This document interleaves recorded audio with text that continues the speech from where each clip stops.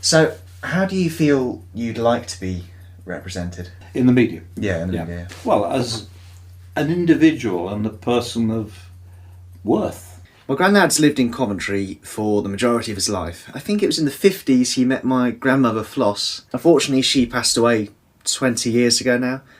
I've been spending a lot more time with him recently than I ever used to. During the summer, I was going round and helping him with his garden, just spent long periods of time talking with him, and he highlighted how he found it really annoying having to watch all of these adverts talking about kind of death and life insurance and looking after your children, but when you're gone and all this stuff. These adverts and other representations I found throughout my research into this subject showed older people as weak, lethargic and as burdens on society. And that's inspired me to make this piece. To counter these representations by revealing the active lives these people lead and to depict them in the ways they want to be represented, as people of worth, dignity and an overall love of life. When I became a teacher and I started to get a salary coming in, one of the first things I did was I bought a fairly decent hi-fi. It wasn't a major one, but it was a good one. So that's what I went into town, and that's the first LP I ever bought was Dark Side of the Moon. And I have been a fan of Pink Floyd ever since. What's that always in flames? Wish you were here. They had the bloke on fire, didn't they? Yeah. I had to quickly rush in and douse him. How long have you been going to the auction houses and things? Oh, golly. Well, Flossie and I used to go, so I think I'll be going to that one, the Warwick auctions and Lock in England. Over 30 years, 35 years. Ever since I was a young boy, I've known my granddad's was sort of into acting and kind of did lots of acting groups. And now he is part of this group called Stagecraft. Well, I'm rehearsing a play at the moment called Naughties on the 19th Hole or something, Good evening, sir. Can I help you? Oh, you certainly can. I'm looking for a room. Of course, Mr. What's your name? Any questions? Just one. Go ahead. This blind goat. Just go very well up you. Yes, sir.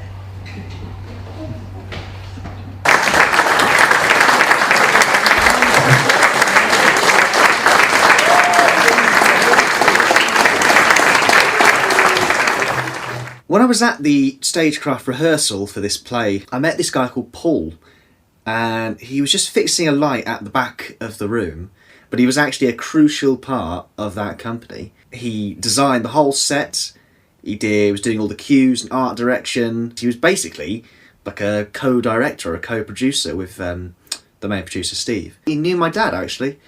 He used to do lighting at several clubs around Coventry and was involved in the whole music scene there.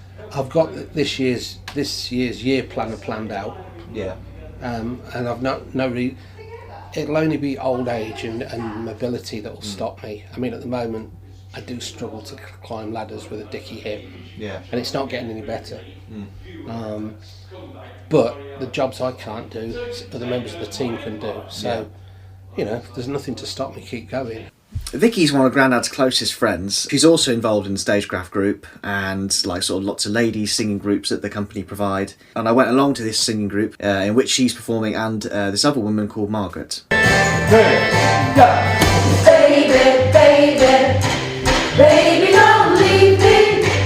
Ooh, please don't leave me all by myself.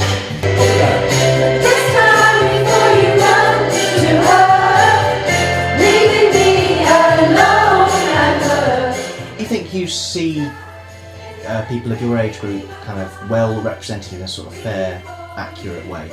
I wouldn't say in an accurate way. No. They try their best, but the older person is not always listened to. Who are you? Behind Steve.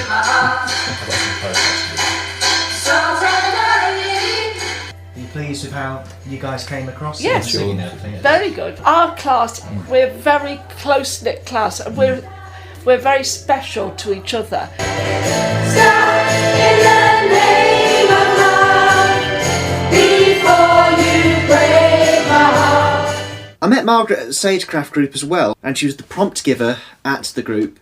and she was also playing a really key part in that group. I'm just going to ask you 4 questions, just talking a bit about how you feel the media represents people of your age.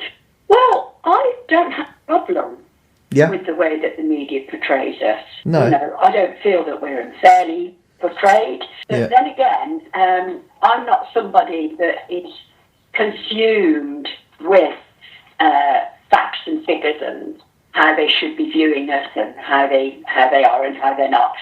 I think they see the elderly as a bit of a cash pot. You know, that this thing now that the elderly have got a lot more disposable income, which they have. Over 50 life They are. insurance. Monthly payments make it an affordable way to leave some money when you die, as a gift or to help pay for your funeral. They don't ask any medical questions. as Gives you long as this- you're UK they go for the resident, guilt. aged 50 to But if you don't look 80, after them, guaranteed well, there's, you know, you're not being a Monthly good payments start grandparent. from just £3.72. So how do those adverts make you feel then? I feel irritated by them, and I think they're condescending. Yeah. Because it's sort of showing, you know, the old granny and granddad, and they're getting so worried about what's going to happen to them when they die, and they're going to be burdening their family with the cost of their funeral. Yeah. I think burdening. It's your parents, and it's your job to dispose of their remains. Yeah. That's not a burden. That is No. a duty. I feel like I've learned a lot through spending this time with my granddad. About this project, I might not have been spurred into doing it. Although I've captured the majority of the footage I needed to for this piece, because of the recent spread of coronavirus, I haven't been able to get several of the shots I would have liked to get, such as kind of like personal interviews with Margaret. It's worried me quite a lot, this virus, especially for the health of my granddad and the subjects I've discussed in this piece. I'm very concerned about the mental health as well of the people I've studied. Due to their current isolation from social contact that prevents them from meeting the people they love. I believe I've represented these people in the ways they would like to be shown in the media, and that I have countered the negative depictions that they take issue with. I believe I've shown them as being active, engaged in their communities, and as strong, independent people who are enjoying their lives to the full on their own terms.